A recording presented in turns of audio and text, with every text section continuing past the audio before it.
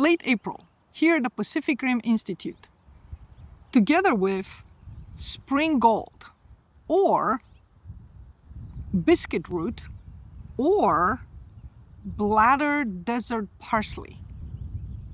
And it is related to parsley in the same family of Apiaceae or Umbelliferae, or Apiaceae or Umbelliferae. And they're called Umbelliferae because they carry umbels.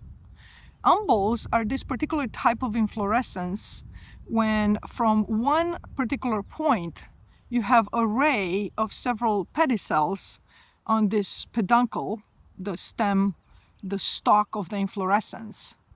In this case, it has very few bracts at the base comparative to, for example, Queen's Anne's lace, which is also wild carrot, which has much more involved bracts underneath this umbel.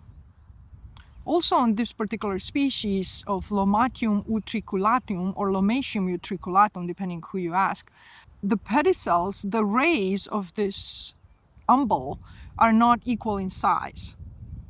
The leaves are basal. The reason it's called bladder desert parsley, it's first of all, the leaves look more like dill to me, but not that far away from parsley as well, which are obviously related and in the same family of Apiaceae or Umbelliferae. But the bladders are referring to these clasping basal part of the leaf. So this is a leaf which is multiply divided to these very thin divisions. It's apparently edible, just like dill and parsley. And then its base, it's clasping on the stem with this bladder, which actually it's a part that was protecting the leaf before it opened up completely. It does get rather dry in this area. It is wet now because it's still spring, but it could get dry later in the season. Spring gold, the common name, refers to this abundance of bright yellow flowers cheering up a whole valley or pasture meadow, in this case, prairie remnant. Another common name besides bladder desert parsley and spring gold, referring to these gorgeously golden yellow flowers, it's also called biscuit-root. The roots are edible, and hence the name biscuit-root. And I'm not sure if it's the southern US biscuits or the British biscuits, as in cookies. It is rather tedious to peel it. It's delicious raw, even though I strongly recommend not eating too many. First of all, definitely not from this prairie remnant.